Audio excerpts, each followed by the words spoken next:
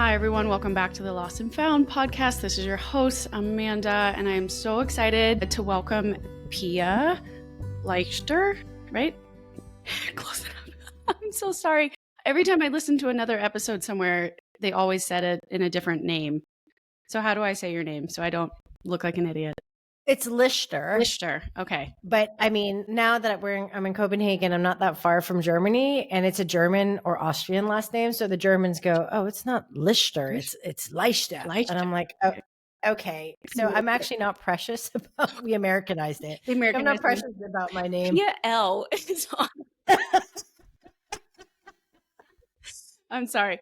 Pia Mailhot-Leichter is here on the Lost and Found podcast, and I am publicly humbling myself in front of everyone yet again. But she is an author, artist, and creative mentor whose work has been rooted in the belief that creativity isn't just for the chosen few, it's for everyone. She is the author of Welcome to the Creative Club, which is a soulful, heartfelt invitation for all of us to reclaim our creative voices, even after years of silence or self-doubt. In her book and in her coaching, she speaks candidly about the ways that people are doing people-pleasing, perfectionism, and she discusses life's inevitable losses that can pull us away from our truest selves and how returning to creativity over and over again can help us come home to ourselves. She has lived this truth herself, which makes her an excellent guest for this show, navigating seasons of reinvention, grief, and personal transformation, but each time using creativity as a compass and a lifeline. Today, we're going to dive into her story, her processes, and her deeply human moments when she has felt lost, and how making something, even in the mess, can be an act of healing and self-reclamation. So Pia, welcome. So happy to have you here. Thank you for having me. And what a beautiful way of articulating who I am and what I do. So thank you so much for applying your creativity to that. Yes, thank you. Do my best to do as much ahead of research, because you've done a lot of podcasts. I'm sure a lot of hosts have asked you certain questions about your life. And I want to try and bring a unique perspective to try and not ask you the same things that you've been asked 100 times. I know the stories will apply in different ways to each different show, but you have truly lived such an interesting life. And every time I would listen to a podcast, I felt like I would learn something new about you each different time. So I'm very excited to pick your brain. And especially, we have a little bit of a similar path. Like growing up, you would think you're not going to be a creative. Like my father was. He was in communications and started his own advertising agency, but my mom was an engineer. So she was a very different person. And I went into national security. So I was like, I'm not doing any of this. So I don't need to be a creative. That's not going to help me. Or I can't be an engineer. I'm not smart enough. So you live with all these stories that you tell yourself you're not supposed to do a thing. And yet when I was little, similar to you, I was younger. I was a writer all the time. I was drawing all the time. I was singing all the time. I wanted to be in musical theater. And that's where I went to camp, was like director camp and improv camp. And I at some point told myself I'm not supposed to do that. I won't make a living or I won't be happy. And so I let that part of me go. And now I'm returning back to it. And it's been the most therapeutic thing I think I've ever done for myself, or like the biggest self-acceptance moment I've ever had was starting this podcast. And so reading your book was super cool, because there'd be parts in there where I'm like, oh, what, did she write that for me? Like, oh my God. I'm so excited to have you here. I'm so excited to be here. Thank you for sharing that story. What brought you back to yourself, like to the podcast and to writing and singing and musical theater? Yeah. No, well, I'm definitely not a good singer. I would sing, right? So let me clarify that. Yeah. I love singing and no one's going to pay to. Yeah, no one's going to pay me to sing for that. But it doesn't matter. It doesn't matter at all. Yeah. No. So I think, so when I decided to leave, I do talk about it a little bit on the show. Various episodes are about that, but I was in national security for about 10 years, 10, 12-ish years. COVID hits and everything goes to hell in a handbasket, like I'm sure for many people. And I'm sure you had various struggles yourself. And I just kind of had that existential moment, thinking, if this ever happened to me again, which I'm sure it will, because humans don't wash their hands, where do I want to be? Do I want to be in a place that's closer to my family, pouring back into me the same way that I'm pouring into it? Or do I hope that this career takes off the way that they keep claiming it's supposed to? And yet time after time after time, I'm hitting walls professionally or personally. And there's a moment where something no longer works, and a moment where you're forcing something to happen when it's truly just the universe trying to pivot you and you're not listening. It gets worse and worse. And you're kind of like, okay, I have to start over. I don't know what I'm going to start over with, but I need to start over. And when I left that job, I had such a serious grieving process to go through because I had so much identity tied into that life. There is one episode where I do explain, I don't know why I started the show on that day, but there was a voice inside my head that basically said, if you don't find a way to talk about what you're feeling or what you dealt with, that part of you, what's left of you is going to die. And it wasn't a suicidal thought, but just the internal essence of who you are will die. And you can't risk that anymore. You've already risked a lot. You cannot risk this. And so I started the episodes just as a way to force myself to brain dump everything that I had been thinking lately or feeling, and just admitting it. I'm a millennial in my 30s and I have done nothing that society expected me to do. I'm not married. I don't own a home. I don't have kids. I don't have XYZ amount of money saved in my 401k. I've been having to do all these other things with my life. And now I left a career that was super cool, that everybody thought was amazing and was so proud of me for doing. And yet I gave it all up. Why did I do that? And kind of like, it was me processing all of that. And so I've been interviewing different people like yourself that could help me understand myself better, understand that process of pivoting and transformation better, but also hopefully give us and the listeners advice about how to move forward with whatever your pursuit is, and learning to be okay with change. And especially for somebody that maybe had such an identity shift, what does that really mean? And how do you rebuild yourself or reinvent yourself, or not be so afraid of the fact that you're going to have to do that over and over again throughout your life, right? You don't pivot once or you don't change once, you're changing constantly. And so I just have been trying to figure that out. And so that's the essence of the show, is to try and bridge the gap between who feels lost and who feels found, and see what we can do. And the thing is, I think is interesting is that, life sometimes is a series of being lost and found. There are moments where I felt very lost and I felt to find myself again. Sometimes we have to lose ourselves to find ourselves, the new version of ourselves or the next version of ourselves. And sometimes we have to be who we're not to figure out who we are. I've done that. And it's tough because it feels really disorienting. And there's a lot of friction when you're being something that is not true or in alignment with who you are. And yes, and it can feel discombobulating in a way, or you're just out of alignment. So it just feels crunchy. Yeah. But everyone else is kind of saying this is the way, or this is the thing. And there's a lot of mixed signals. And I think a lot of those events and those moments help reroute us, just like you said, and bring us back to ourselves. And that said, I think we are changeable, fluid beings. We are part of nature. And just like nature, the nature of our existence is change. Right. Yeah. Everything changes. So do we, and that can be really beautiful if we embrace it. I believe there's a part of us that remains the observer, the witness, that remains kind of solid, but all the different versions of who we can become and who we might be is mutable. It's moving. Yeah. And I've learned to see that as not necessarily a challenge or a failure that I need to pivot or that I have to reinvent or become something different. It's more so a gift, right? Or it's an opportunity to do what I should have been doing all along, or being in better alignment. Or I don't know if you're religious or not, but the transcendence, if everybody's just trying to transcend in whatever version they want to do that in, like when you're out of alignment, you can't do that. And you're so right. It starts to feel weird or crunchy, or to me, it was the metaphorical smashing my head against a brick wall just over and over and over again. You're like, why do you keep doing this? Why does this keep happening? But truly, if it's not working, you feel it. It's visceral, right? And that was the hardest part, because I think I had been agreed or had told myself that story for so long. Like, this is your job. This is what you're good at. This is it. This is what you were meant to do. Why else would you be anywhere else? You work so hard to get here. And as soon as that story didn't feel right anymore, I forget what the word is when you say a word so often, it starts to lose meaning to you. You could say apple over and over and over again until your brain thinks, what is that? What's an apple? Yeah. So like, that's kind of what I had started saying to myself. You're supposed to be an intelligence analyst, and this is your life. You're in national security. You're doing these things. And eventually that story in your head's like, that's not the right story anymore. Yeah. But and it takes Yeah. Sorry, go on. No, I was just gonna say, and the courage that it takes to go, okay, well, I have to go figure out what the actual story is. I was just going to say it takes a lot of courage, so we were on the same page. Yeah. Yeah.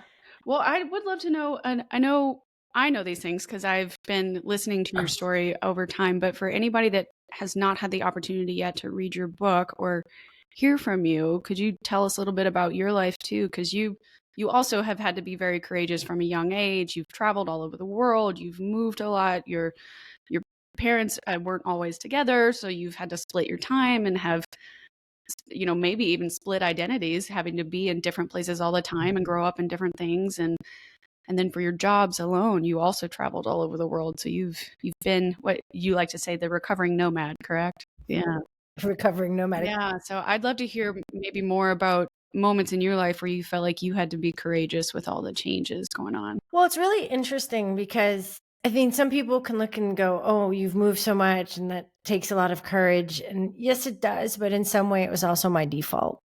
It was what I knew. So in that way, I was just doing what I knew, which I think many of us can do. It's like what we do, what we learn when we're younger becomes kind of our default way of moving or being in the world. Right. And so that chaos and that change felt like it was just a part of what my life was. So I would seek it out when things got too stable as well. Or if stuff felt really, life felt uncertain, I'd rather feel like I'm in control of the uncertainty. So I would create chaos unconsciously without realizing it. No, but it makes a lot of sense though. If that's all you ever knew how to do, that's how you solved a problem. You just moved. Exactly.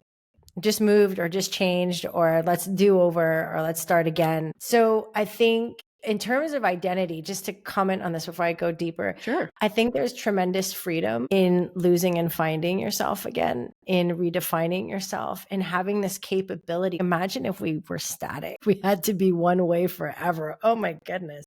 I don't know. That sounds really boring to me. Like we get a chance to keep growing into new expansive versions of who we are. We get to keep choosing our becoming. And that sounds incredibly exciting to me. It can feel really scary because it's also unknown. Like, I don't know who she's going to be. Like, what do I, Yeah. What if I don't like her? What if she turns into someone I'm not interested in? Or yeah. Well, I would imagine if we connect with ourselves and get really wildly curious about what really matters in our lives for us and what has meaning and purpose and what we're drawn to doing and like what motivates us, what triggers us, what gets in our way. Like if we get wildly curious about who we are and who we're drawn to becoming, I doubt we won't like her. Yeah.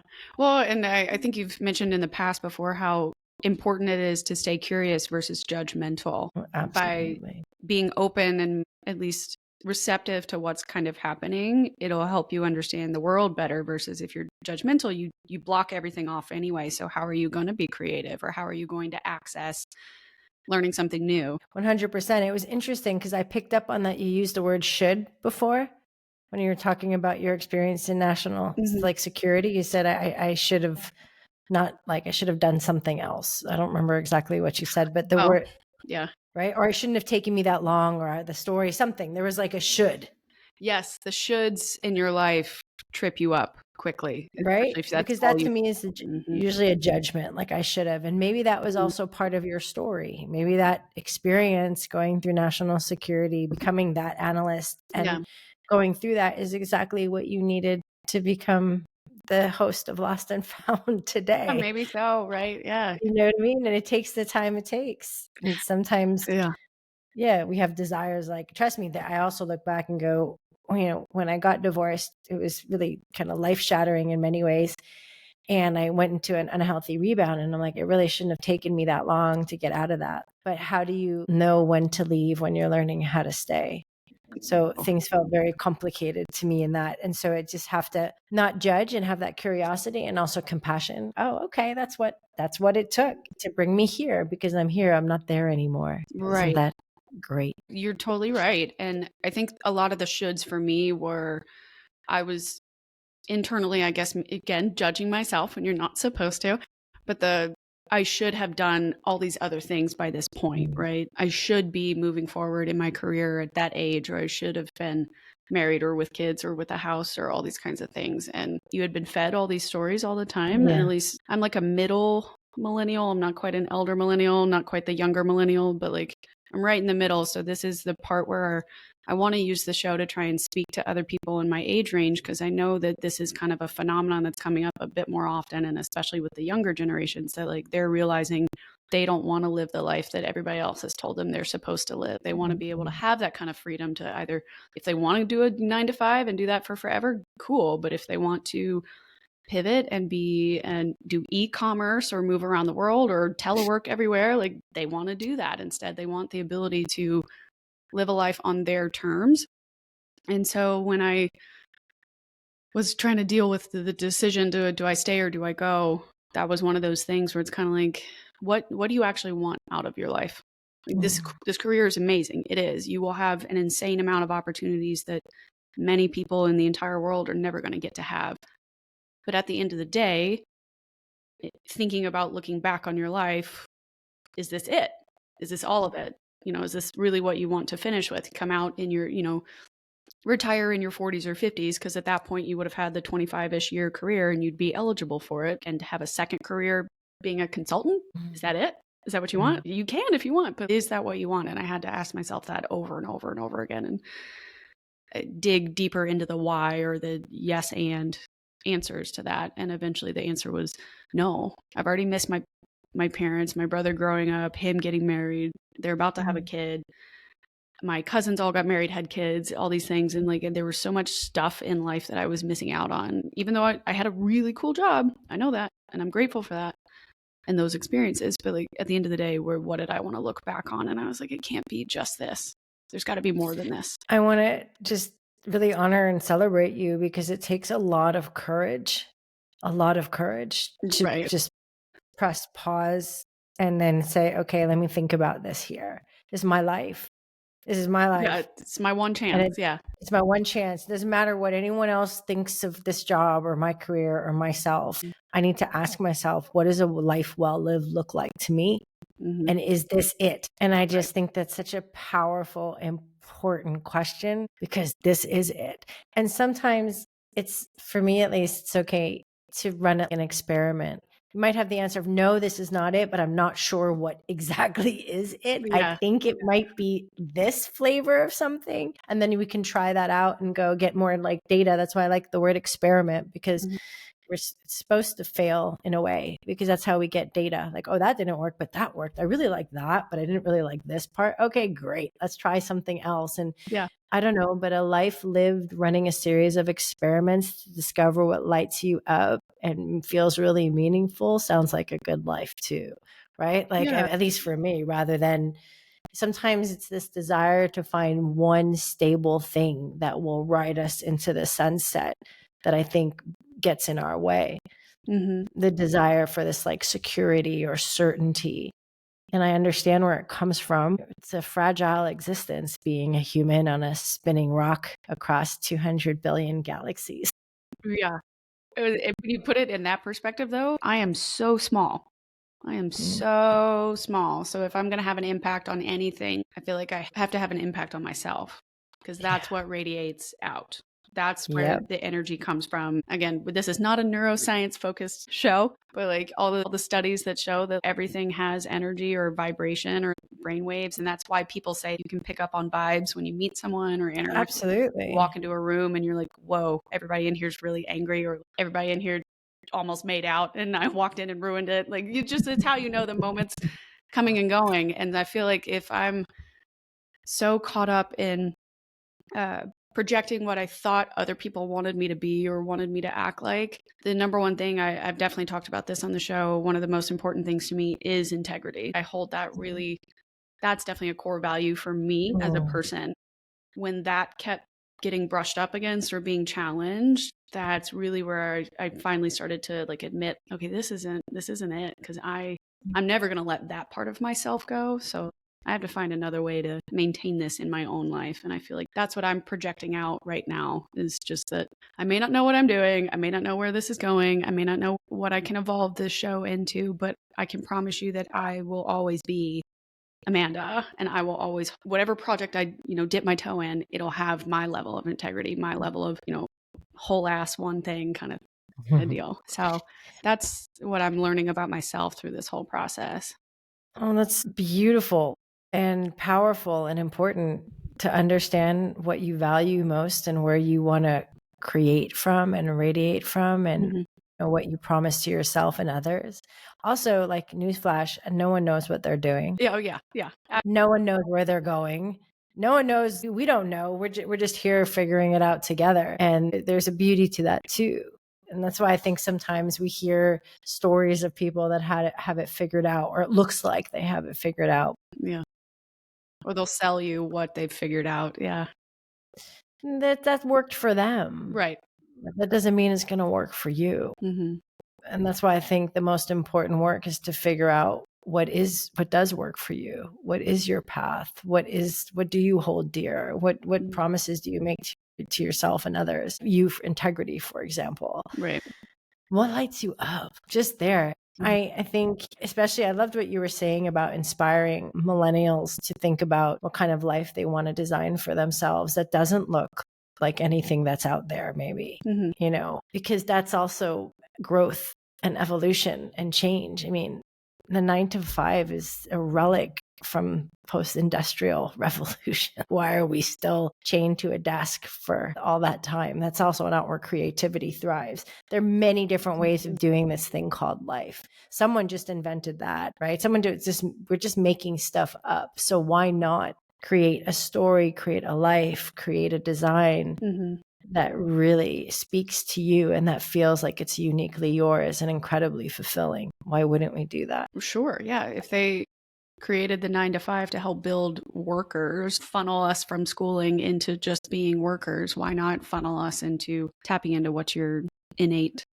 ability, right? Like if you're creative, because I know you talk about this in the book too, like you don't have to be an artist to be creative. You don't have to be a traditional like singer to be creative. Like as a human being, you are innately already creative. You just have to find what it is that you're good at or what you like or enjoy doing and pour into that. And that's where your ideas can come from. That's where your change can come from. And I think a lot of people just sometimes tell themselves they're not creative, or like Mm. I went to school and I was getting praise for being analytical or smart in math or the computer sciences or whatever. So I just kind of kept going in the directions that I was good at, right? Because I was like, great, this is easy for me. I'll pass all these Mm. tests. I'll get into these jobs. Makes sense. Why not?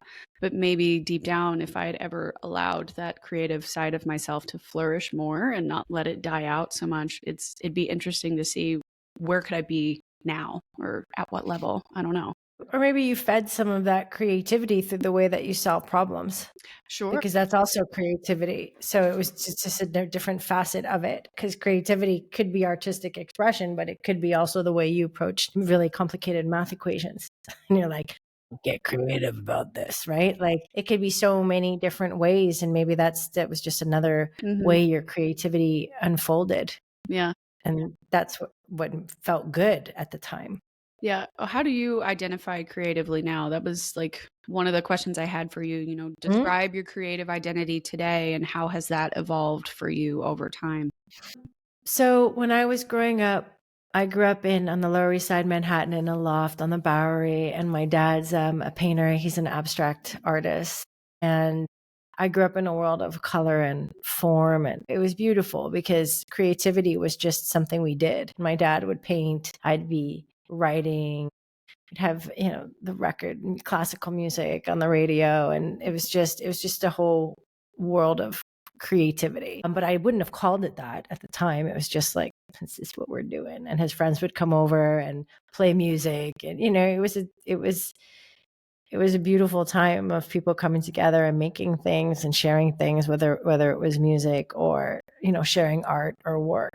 So I never identified as creative. I don't think as kids, Mhm. children, we're all creative. I mean, Right. kids play all the time. Whenever they're playing, they're just it's like constant creation Yeah. mode, right? Yeah. All of And our but home yet, videos are like that. Yeah. right, but yet they don't call themselves, kids don't go, I'm a creative type, like, Yeah. it's just humans being humans, kids being we're just creating stuff. And it was when I got older, I look back and just from what society was saying, like, that was like special, right? But to me, it just felt like something that we did. However, watching my dad try to craft a the financially successful career from being a full-time artist was tough to watch because it was a real roller coaster. And I think that made me afraid as an adult. There was like a story I told myself as a kid. Oh, if you color outside society's prescriptive lines, you're going to pay a rebellion tax, right? And I was like, oh, I don't want to pay that. It seemed.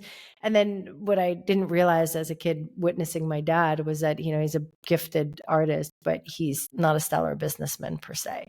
So, but I wasn't able to discern that. I just felt that doing what you love was dangerous. So I went the route of commercial creativity. I kind of stumbled into working in advertising and marketing first as a copywriter, creative strategist, and then eventually as a creative director. And I loved it because I remember walking into my first brainstorm at the agency, and it was like people were banging different ideas off one another, Post-its everywhere, markers, pencils. And it was like, oh, let's think of this and how are we going to do that? And I just felt like I had come home. I felt like, sure, yeah.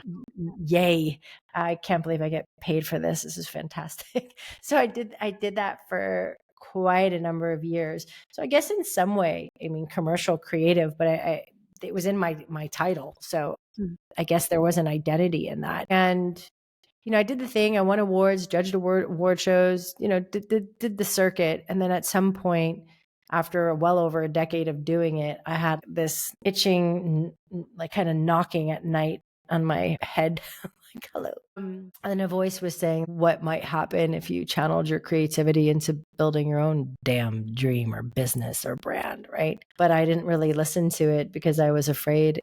I didn't know what was on the other side. And I think there was an identity. I don't think I was aware of it, but I had identified as this creative director for so long that it was like, what happens when I'm not that anymore? What am I then? And what kind of work would I even be doing? And where do I begin? There are just too many unknowns and too many questions that kept me kind of stuck where I was. And also, it wasn't a bad place to be, right? It was just limiting. I just knew what it was.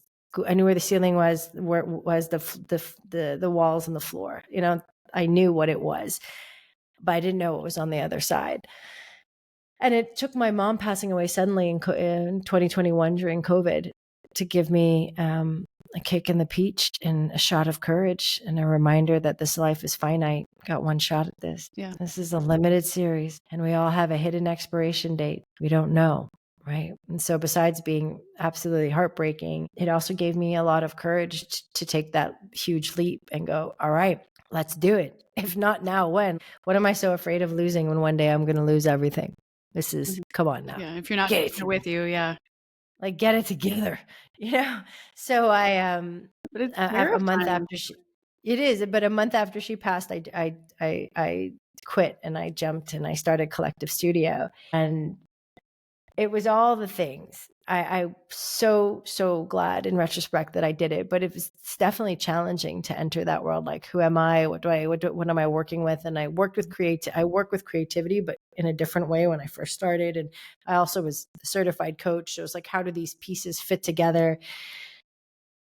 The only way you find out is by doing it. The only way, like, if you wait to know exactly what it's going to look like, exactly what it's going to be, before you start, you'll be waiting a really long time, because that's not how creativity works. I just don't think that's how life usually works. We can have some inclinations or some ideas, but to know exactly what it's going to be, we rarely know that. That's the antithesis of creativity. We don't sit down to create something knowing what we're going to create, what the outcome will be, right? We have to go in with sort of a sense of curiosity and hopefully excitement and a little bit of risk, and because it's uncertain. What will this be? Yeah. Wow. So that was, and so identity wise, I let go of the idea that I had to be anybody. And that what was more important to me was being able to enter this like field of limitless possibilities where I can see where life would take me and what might be possible, and feel alive and feel thrilled and work in a different way outside of corporate work with other people, helping unleash their creativity and my own. And so a whole new adventure started. Yeah. I love that. And I'm glad that you had a moment too, that you had your own aha moment, right? And sometimes it does take a decisive situation where you go, okay, this is it. Like, I'm going to take this chance. I'm going to take it now because every single day I wake up is less and less time to get it done or to even try it. So might as well go for it. So I definitely commend you for also taking a leap and a risk on yourself. What would you say is something you've learned about yourself now as being a solo entrepreneur and an author? What has that taught you versus being a corporate you? It feels like I have so much more room to creatively direct my life and to creatively design the next version of who I'm becoming. Like there's so much more possibility on this side of things. So I feel like I can express myself more freely as well. I'm not beholden to anyone. I don't have to try to be any way. I feel more authentically me. I feel like I can come with my full self to the table because it's my table. Yeah, you built it yourself. Yeah. Yeah, I'm not waiting for invitations. I don't have to wear any particular dress code. I can design it for me, and that's really really exciting. It feels good. It feels really good. So there's a lot of difference between how it was in corporate and how it is now. Yeah. And tell us a little bit about the Kollektiv Studio too. So are you a coach or you're a consultant kind of thing, or do you help other creatives tune into that aspect and like pour into whatever projects they're trying to bring to life? I creatively partner with visionary rebels, unconventional dreamers, and inspired misfits to bring their wild visions and ventures into the world to create an impact. In other words, I help people create, people who do things differently to make a difference. So, another way I describe it is I sort of work as a creative midwife. So it could be, might be a founder, it could be a mission-led executive or C-level. You could be an artist, you could be a creative. I work with people who share that commonality. If they do things a bit different to make a difference and help them bring whatever it is they might be jonesing to create into the world. Sometimes there's clarity over like, I think I can see an outline, but I really need partnership. I mean, partnership, I usually partner with people when they're at what I call a sticky juncture, like you're at kind of like a pivot or an expansion point that could also feel like stuckness. And it's like, I really need a partner to help craft what's next and help me see the vision. And then sometimes also partner with me to create it through whether it's strategy or copy. But really, we first look at what's happening with the person creating, like the source of Yeah. what's to come after. The work can look like working with an interior designer who knew she was meant for more and was ready to become a lifestyle brand and had no idea how to make that move. So we partnered together to build that whole next vision for her brand and actually the foundation for it. That could also look like partnering with authors that feel like they've hit a wall creatively. And so working through that to unleash their creativity so they can finish their project. I mean, it could take so many different forms. And all of it is, again, it's really fulfilling to be able to be at eye level, roll up our sleeves, and get to the heart of what's really asking to be made next and created next in the world. Yeah, I like that a lot, that it can come from anybody. It doesn't have to just be a corporate person and can be somebody trying to create a specific piece of art or the next level of their own life that they. Yeah. Sometimes it's really hard to, people have asked me this question at various times, but what else do you want to do or where do you want the show to go? And depending on the day of the week that you ask me, I have a different answer because it can fluctuate by mood or by what financially I'm able to contribute at the time or whatever. But sometimes what I see in my head or in my dream about what I would like this to be like 5-10 years from now, it's so hard to convert what's in my head into language out. And so that is so nice that they can work with you to have you ask them specific questions to help them drill down into what the answer is. Because what they tell you sometimes, I'm sure on like their initial paperwork, you're like, okay, this can go in a couple different directions, but I bet you they never thought about it like this. And so see what can Exactly. happen or how it can change and truly flourish in a completely different direction that maybe they've never even thought of before. So it's so nice to have somebody that can bring it to life. So that's so unique and such a good skill set, true partnership to have. And I'm sure there's a lot of trust that goes into that when you're sharing those ideas, to believe that you believe, investing that money into someone that truly believes in me and believes in my work. It's a lot and it's intense, and it's really hard to let go of your idea when it's like, that's my baby. I'm just really going to give it up to somebody else to like make it come true. Like, really? But that's so cool. And it sounds like you get to do something different every single day, which probably also increases your own personal creativity. Absolutely. And then no one needs to give any idea up. We're looking at it. We're in there together. We're molding where it's not, I'm not taking home the baby and raising it. Yeah. But it's interesting because I think the difference between, and it depends where people are on their journeys. Like I tailor unique creative journeys based on every unique human that's in front of me and what their specific needs are. But with coaching, it's not necessarily about me telling them what I think they need. It's about me listening really deeply and sharing intuitive hits and asking powerful questions, so that, that vision you had in your head of 5 to 10 years, that I could help channel and bring that and then craft it and then present it back to you. And the best response is always, oh my God, that's exactly what I've been trying to say. Or that's what I meant. Yeah. Do you know what I mean? So Yes. it's, and I do know from the agency world, it depends. Like if once that vision was set and then you're like, okay, I need help to translate that into like a powerful brand and a brand expression. So how would we do that? And then we would also work really closely together, where agencies, sometimes I moved in this direction before I left, in the sense working really more embedded in client teams, because the best work I've ever done, award-winning work, has been working in really close collaboration with my clients. Oh, for sure. Absolutely. You know what I mean? Because like back in the day, it'd be like SWAT team style. Like you give the agency a brief, they go into a room, they solve it for you, come back, and then you take it. I think those days are numbered, for at least in some ways, creatively.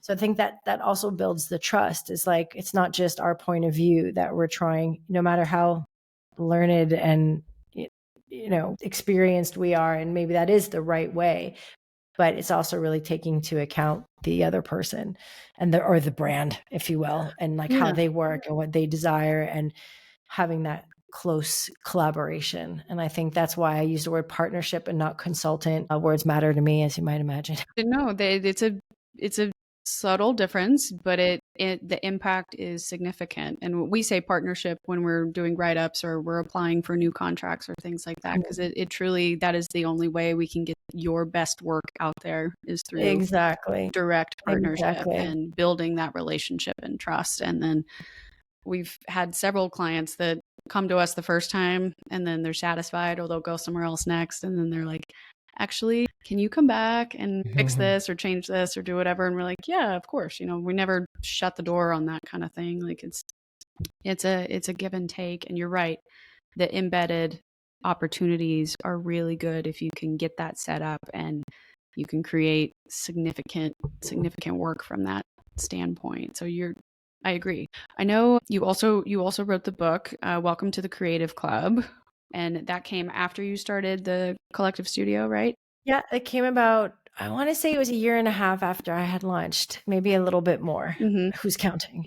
Yeah. And yeah. Cool. And I was wondering if maybe you could tell us a little bit of why you started the book and what kind of inspired that invitation, the welcoming people to the club, and who you were intending to write it for. Well, interestingly enough, who I was intending to write it for are people that were on the precipice of big change, where they had that voice that was calling or whispering or heckling to them, hey, what if you might create this next? What is that thing that's calling you? And so to really invite them back into what's always been theirs, their innate creativity, in order to really actualize that, and to jump and to embrace it and to design it and to build it, to make it, to do it, whatever that might look like to them. And I know for myself, when I was at that on that precipice, it was through partnership and through community that I was able to also, I got the support I needed to make the jump. Ultimately, it's me doing it. But I definitely think we can all use cheerleaders, besties, people who share their stories of how they were lost and found, how they jumped and got resurrected, didn't die, that came back and that were able to chart their own path, even though it looks very different from what everyone else is doing, and find fulfillment in that, which to me is success. So it was for people who also are being called to do things differently and maybe need some examples of what that could look like. And so I wanted to share those examples. And really the invitation is, I have like this inner rebel in me. I don't really like when people tell me how to do things, but I love when they show me how they did it. Mm-hmm. And so I really want to be at eye level. I'm not trying to be an expert or a guru. I'm just one woman who lived a full fat, full flavor, frightening and thrilling life. And here are some stories of how I lost and found my creative power. And also here's some research that shatters the myth that creativity is reserved for the chosen few and invites everyone to access and apply creativity to their lives. Because that's, to me, the ultimate form of creativity, is applying it to design our one experience of life through what we believe, through what stories we tell, what scripts that we might follow, and if they need rewriting or not, through how we decide to create our own path, find our own way. I mean, it's in how we experience our day-to-day, the magic of the day-to-day, and not get lost in the mundanity of it all, Yeah. which can happen as we get older. Oh, for sure. Or you wake up and you realize, like, oh my gosh, all these years have already passed me and I'm doing the exact same thing every single day. I wake up, I go to work, I come home, I eat dinner, I go to sleep, or insert other tiny things I'm sure that happen throughout that day. But when it gets kind of repetitive, you're kind of going, wow, time is passing me right on by. And I'm not even, there was a part of me, I think at one point that probably somewhat disassociated. Like I was just doing that for several years. And it's kind of like, where did I go? What happened to me? And you can't recover that time. So you can only choose to pivot now and move forward in another way. I'm curious, maybe you could talk a little bit about the moment that shattered for you, where you talk about thinking that creatives can only be artists or only be singers, and turns out anybody can do this. Creativity is for everyone. Did you have a specific moment in your life where that kind of shattered and you decided, I really could be doing this. I really should be doing this for myself? It was more to me about being the creative director of my life and not only being the creative director at work. And also the insights that I've gathered from speaking and working with a lot of different people. What stops a lot of us from being creative is the idea or belief that we're not creative. In order to unleash creativity and invite people back to their creativity, this needed to be not only addressed, but smashed, like this whole idea. So I wanted to provide different doorways different doorways back into your creativity, right? And whether it's neuroscience or survival, my own stories, interviews, like just to show like, hey, this really is just a story. And of course you're creative. And so now that you know you're creative, what are you going to do with that? What are you going to create next? Right. Right. And so I think that, I don't know if a moment shattered for me about believing that everyone is creative. It was more, there was a moment of just insight or recognition of like, hey, wait a minute. I'm not just a passive bystander. I'm not just an extra on set. I am also happening to life. Life is not only happening to me. And that disconnect that you spoke of, that disassociation, I think can come with this feeling of powerlessness. Oh, well, this is just the way it is, and I don't have much of a choice. So I'm just I guess this is just how it has to be, right? This is just how life is lived, and this is just how it is. And there's kind of give up some of our agency, our creative agency in that process. And that's okay, because I think everything happens sometimes to help us find it again. So maybe that's just what we have to go through, is that disconnect in order to reconnect and say, hey, wait a minute. I'm also happening to life. I get to choose. We are always at choice. We are always at choice. And that is one certainty. We are always at choice. We always get to choose how we respond to situations. We always get to choose how we want to be with life, right? and we get to choose how we want to creatively direct our next scene. Yeah. It's easy to forget. And that's why I wrote the book, right? We're born creative and then we forget. And this book really helps you remember. It's all about remembering and kind of like reclaiming so that we could get the courage to make that jump, to do that thing, to create what's asking to be made next. And that's really the heartbeat of the book. I've really enjoyed the book a lot, actually, and the reaffirming part that I have the agency, I have the choice to make what I want out of my own life, and I appreciated that so much. One of the parts that did also resonate with me, because you're right, in the book you also use neuroscience to kind of back up what's happening to you in certain parts of the story that you're telling or parts of your memoir that you're explaining. And there's a part where you brought up about that, again, I'm paraphrasing, but essentially that you had thought, or artists always tell us, that you have to be in pain to create, or you have to be troubled in some way, or you had a tough life, or you had to be addicted to drugs or alcohol to create anything that's actually meaningful or going to go, platinum or viral or whatever. And the truth is that's not it at all. That like leaning into those vices actually numbs your ability to connect to yourself or connect to your creativity. And for me, not being a musician, not being a traditional artist of any kind, but for me, when I first started the podcast, I had that nagging thought that nobody wants to hear my story. I haven't had a hard life. I haven't been in pain. I haven't had, everybody has their own traumas in different ways, but I haven't had a capital T trauma that I feel like justifies why I feel this way about myself or why I think my story is not worth telling. And I know that when I was reading your book and I got to that section, that really hit home for me because I am a creative person in and of myself. I don't have to have gone through something to make my story worthwhile or impactful or important. It's how I choose to share that story that makes it creative or unique or whatever. So I really liked that aspect of it. That's not really, I don't really have a question, I guess, necessarily, but that section of the book was really important to me because it helped me understand that just because somebody does happen to have an addiction or does happen to have a trauma or does happen to have pain doesn't dispute their story either, but it's not a requirement to do whatever it is that I want to do. And so maybe you could tell us if somebody's listening right now and they feel like their story's not worth sharing or it's not significant enough to become art, why that's not true or why they should still share it anyway. Because your story is really one of a kind. Like there's no other, I'm going to say Amanda Powers because I don't have any listeners in front of me at the moment. But there's no, for example, other Amanda Powers who have lived your life, has your perspective, has your way of seeing and being and moving through the world, who has your stories. There's no one else like you. And there's someone out there who needs exactly what you can create. Only you can create. So who are you not to tell that story? Mm-hmm. Especially if it's in service of, especially if it's to create an impact in another person's life. And who are you to judge what's capital T, lower T, exciting, thrilling, good, meaningful, not enough? Who's going to, like, there's a lot of comparison in that. It's my story's not like that person's, but good. It's not supposed to be. It's your story. That's great. It's your story matters. Your story has meaning. And someone out there needs your story. So who are you not to share it, knowing that? And it's so important. It also gives permission to other people because you're modeling it. You're modeling, hey, this is important to share our stories of how we live life, what our experiences are, what our learnings are, whatever your story might be. Because we model that for other people, especially women.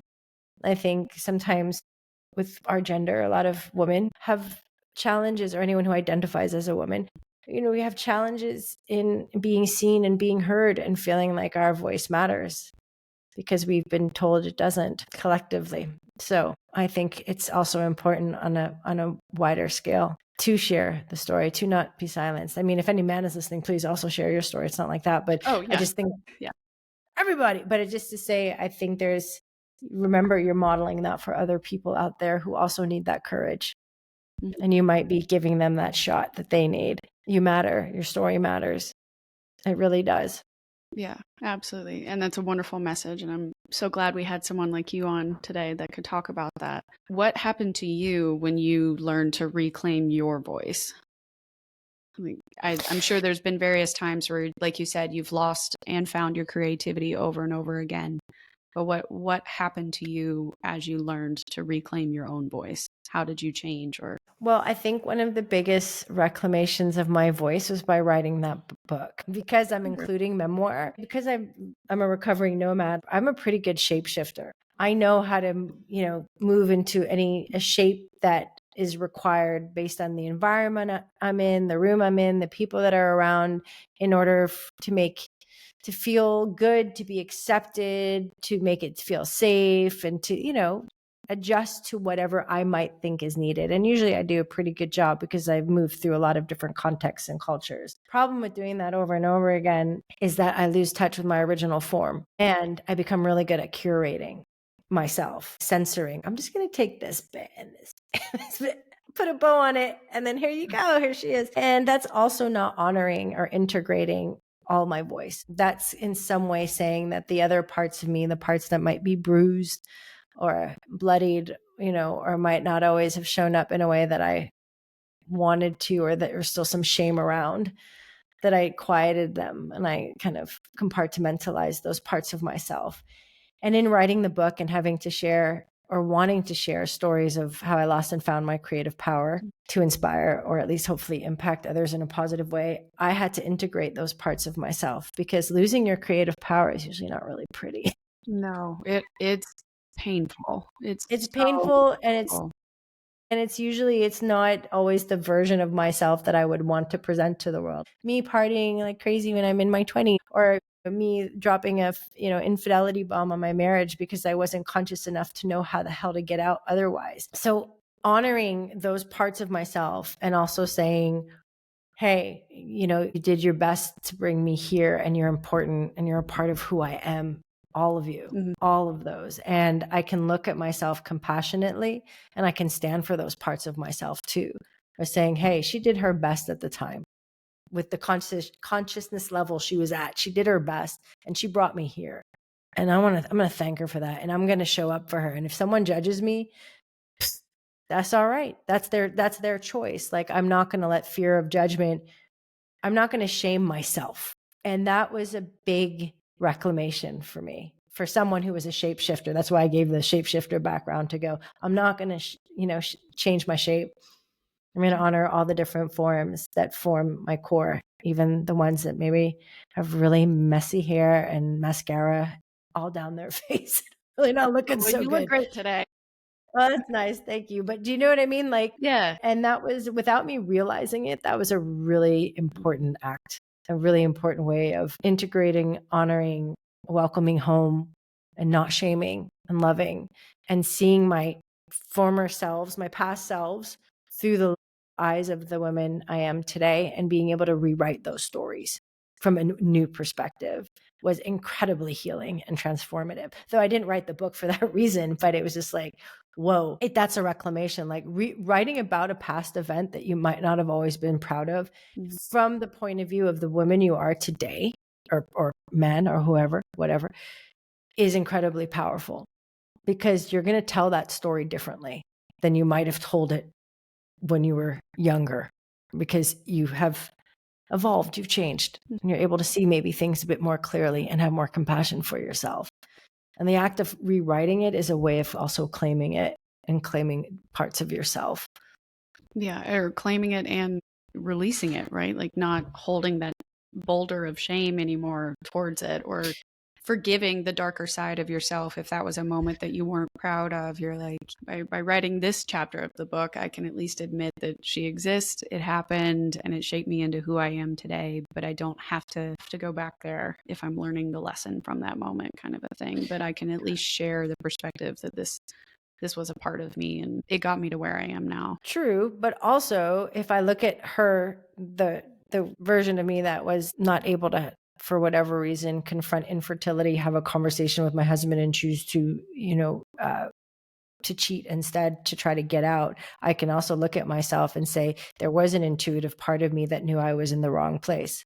I just didn't have the tools to get out in a way that was in integrity, or in alignment, or the best way. There are obviously better ways, right? I mean, Sure. Yes. but that's what I knew. So I could also say thank you because she, even though the way it might have been done could have been different, that's for sure. And I, definitely own that. I could still love her and say thank you, and that's good that you got out of that, because there was some part of you that was telling you you needed to, and even though if you didn't know how, you still did it. So great. And so for me, I don't know the word let go. I don't want to let go in the sense let But go yeah, of I shame. just meant like Sure, when you're carrying I know. that hatred, Yeah, where you're like, man, I don't want to show that side of myself anymore. I yeah, don't want to true. It's more. acknowledge that side existed. And it's kind of like, no, you should. And like, you don't have to carry the weight of the shame of who you used to be, because you are honoring the fact that she did do something good for you. She got you out of a bad situation. When you drop shame and you rewrite it with compassion, then it goes away naturally. It's gone. Yeah. Because it's like, oh, I think I can see that now, and I can understand that part of myself. And that's part of my story. Yes. And we all have those parts. We all get lost. And sometimes when we get lost, we don't recognize ourselves. And that's okay, because maybe that's part of how we find ourselves and our creative power and our creativity again. And so we have to embrace all of it, all parts of the journey, not just the beautiful, I've found myself and now I'm here. Right. Also, everything it took to get us here. Yes. The good, the bad, and the ugly parts. Yeah. Oh, yes. Yeah. Well, I know we only have a few more minutes left for our time together, so I want to ask you a few of the questions that I always ask my guests at the end. This has been so fun, and this has been I've already had a couple ideas in the back of my head, like starting to pop up and thinking through. So you've helped me creatively already just by being on the show.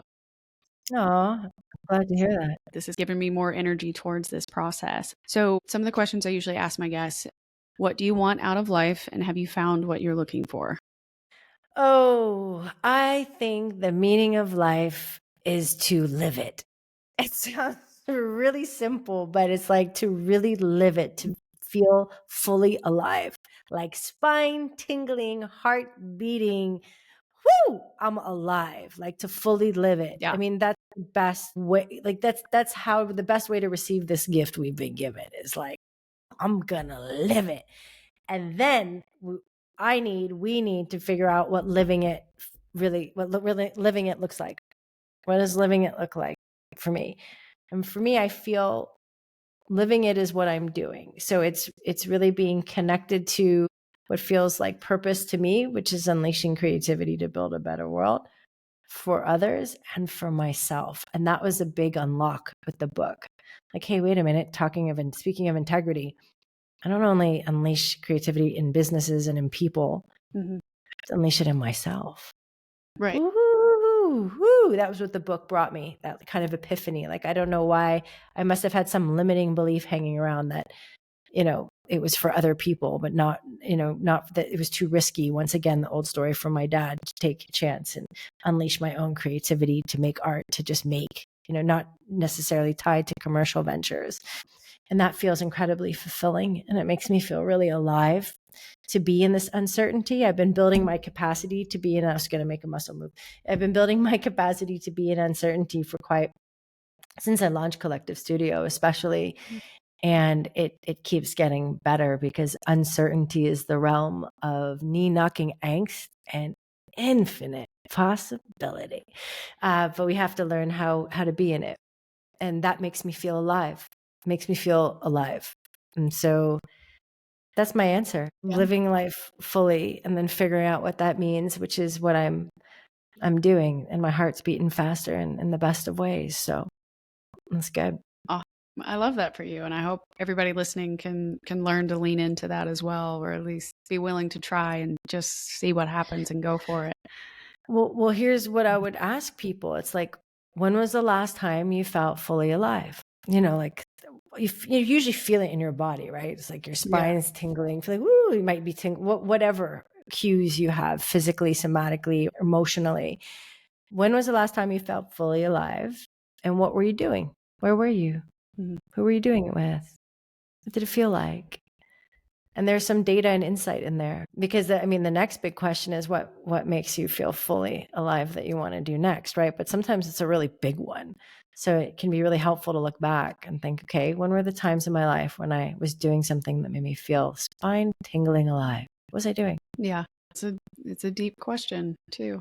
How do you define purpose, and what does living in your purpose look like to you? I read this somewhere, I can't recall where. So just saying that purpose is what you're doing when you're being exactly who you are. Mm-hmm. I really love that, in the sense that, when you get closer to you, to your unique signature, to what moves you, what stops you, what triggers you, what lights you up, what motivates you, Yeah. I think you get closer to purpose and living in alignment with it, just by virtue of being who you are. It is a very helpful exercise to articulate purpose, right? Because it becomes like a North Star of like, am I living in alignment or moving in the direction of this North Star?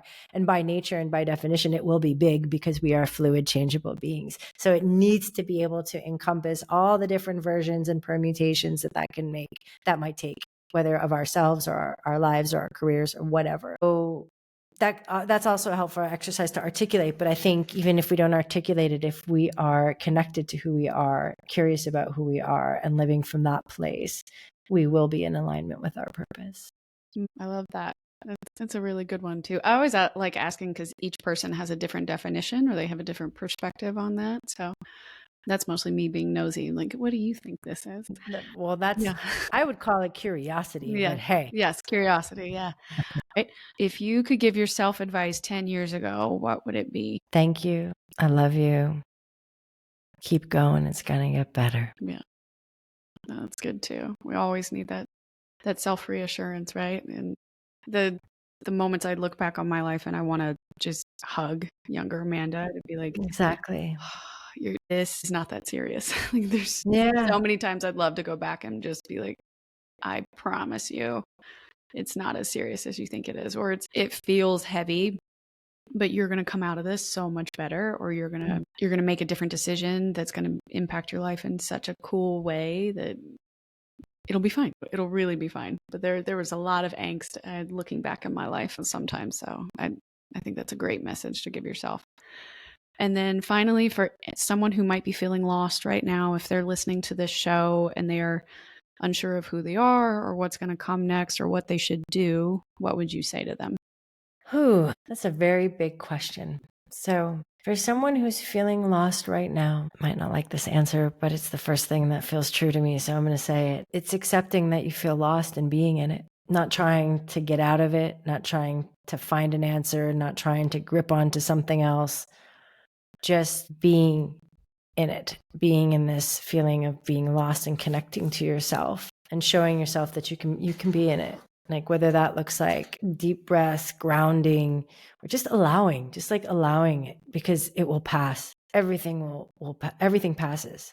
Everything. It's the nature of life. We don't know how long it will take something to pass, but the good, the bad, heartbreak passes, the euphoria of a first date passes, like everything passes. But we can learn how to build trust with ourselves, that we can manage our emotions and we can be in the uncertainty, because lost is also uncertainty. So learning how to create evidence for yourself that you can ride the wave, you can be in uncertainty, you can feel lost, and you're going to be okay, is really, really powerful. And it's challenging, but it's really powerful. And reminding yourself of where you are. It might sound silly. I'm Pia. I'm in Copenhagen. I'm in my living room. I'm here.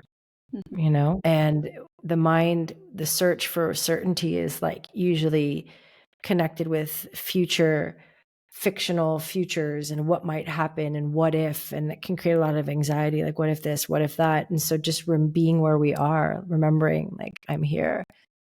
How's here? Feeling lost, but it's pretty good. The sun's shining. I don't know. I'm going to make my favorite drink. It's pretty good. All right. So like, stay here for a minute. You're strong enough and courageous enough and resilient enough to be where you are, and knowing that things will shift. And I think they shift quicker or I do think they move easier when we're not resisting it, when we're not wishing it were different. And there are a lot of other more practical answers I could give, but that feels very true to me. No, I appreciate that. That's what I would want you to say. I wouldn't want you to say something that doesn't that doesn't resonate with you as well and doesn't feel Well, true. the other ones resonate too. I mean, you can get into curiosity and ask yourself questions, of course, about reframing what lost is. So sometimes it's not lost. It's just like you're in the chrysalis, right? You're in between who you were and who you're becoming. And it can feel very disconcerting and odd because you don't know where you're going. You know where you're coming from. You don't know, but you don't know where you're going. You're not really sure where you are. But it's also a sign of transformation. You're in the juice. You're in process. Things are transforming. You are moving, even though it feels like you might be stuck. That is part of the process of creativity and change. You are moving from an extinction moment, from what used to be, to what is asking to be born next. And that can feel wildly uncomfortable, that messy middle, and that can feel like being lost. But actually, maybe that's exactly where you are. You're just in the process of moving from who you were or where you were to who you're becoming or where you're going. Yeah. And just be in it. So that's another way of looking at it, another perspective. And we get to choose what perspective we have about our experiences. And those perspectives shape our experience. So why not choose one that works for you? You're 100% right. I may not know what's going on or where I'm going to go or what's going to happen next, but the messy middle, it's not a punishment for not knowing what's going on. It's a part of the growth trajectory. Yeah. Yeah. That's a And good shift. And anything is possible in this place. Yeah, you're right. Because of all the opportunity, the earliest episodes I had recording, like I talked a bit about like because there's so many choices now, like that's what was overwhelming me. Like I could go in any direction with my life now that I've decided it's time to pivot, it's time to make a change. But the initial daunting aspect of, well, what do I do? What do I create? What direction do I go in? And it's kind of like any direction you want. Exactly. Test it out, see what works or see what you like. And because you're no longer constrained to that old life, you can pivot faster again because you're not waiting on permission from work or other things for you to be able to have access to do all this kind of stuff now. So keep switching, keep trying it until if there's a metaphorical moment that clicks. And also, if you allow yourself to be in that space without desperately trying to make something certain or to get out of it, things emerge. It's pretty exciting. Things will come into, you will start to see things. They'll, like, if you can lean back a little bit rather than getting busy to try to avoid the feeling of being lost and just kind of trust life, trust yourself. It's like you're in process. It's cool. It's part of the creative process. And lean back a little bit. You create space for opportunities and insights to emerge, to come into your space. If we get really busy trying to make something certain and hold on and be found really quick because it feels uncomfortable to be where we are, we might lose sight of all those possibilities that might be walking around. And that takes building our capacity once again to be in that uncertainty. And I feel that is when we have capacity to be in uncertainty, it's our ticket to freedom and creativity. Because creativity requires not knowing. Sometimes you can feel a little lost when you're about to create something. You're like, where do I begin? But you can also get curious and excited about that because anything's possible from here. When you have certainty, you're in a small room with a closed door because right? So there's no other, that's it. Like, I know this. I'd much rather sit next to someone who doesn't know at a dinner party than someone who does. Someone who says, yeah, I know. No, I'd rather sit next to someone who goes, I don't know. What do you think? I don't know where I'm going. Where are you going? I don't know. Let's talk about it. I don't know what this is. That's infinitely more exciting to me. We don't know. Certainty can feel good, but it's limiting. It limits us. So it's a trade-off. You're going to trade off the feeling of certainty and safety manufactured to a certain degree, for infinite possibility and like the excitement and thrill of anything is possible. That's a choice. So if we can build our capacity, I'm going to be building for the rest of my life. I'm not like there. It takes time, but I can see how my own risk appetite and my ability to navigate in uncertainty has created so much more freedom for my creativity and my work. And it feels good. I don't know. Yeah. Let's fuck around and find out. I'm sure it's going to be fine. It was fine before. I didn't die when I jumped and I went to build my Kollektiv Studio. I survived and I thrived. And I'll do it again for the next risk. We start to create evidence for ourselves that of course we can do it. Right. We'll be all right. So stay, get curious, understand being lost is part of the beautiful, transformative, creative process. And it's also the realm of where anything can happen. And that's a really cool, very exciting place to be if we can stay in it. Yeah, it's a key part of the journey. And that's also a skill that you develop, being comfortable in an uncomfortable situation. So that's really important. Pia, this has been awesome. So much fun. I've pulled so many great things from this, and I hope you have as well, or at least it's helped spread your story in a way that it can help continue to impact so many people's lives and their creative beings, you know? Please let everybody know if they want to work with you or contact you. What's the best way to interact with you and your content and what you're working on? Kollektiv Studio is where all of it's sort of home base where everything lives. So everything about my work, booking a chemistry session, if that feels aligned, finding out more about Welcome to the Creative Club, the book, it's on Amazon, it's on bookshop.org, but all those places are on the site.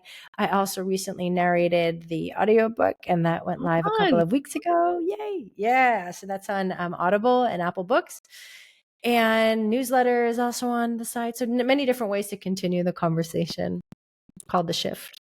Excellent. Yes, I've signed up for that one as well. So I've been reading the different essays that have come out since we first started chatting. So that's a really great way to get to know you as well and kind of see inside your head and how you operate and think about life. And so that's a really good, cool newsletter too. Thanks. There's a lot about uncertainty in there. Yes.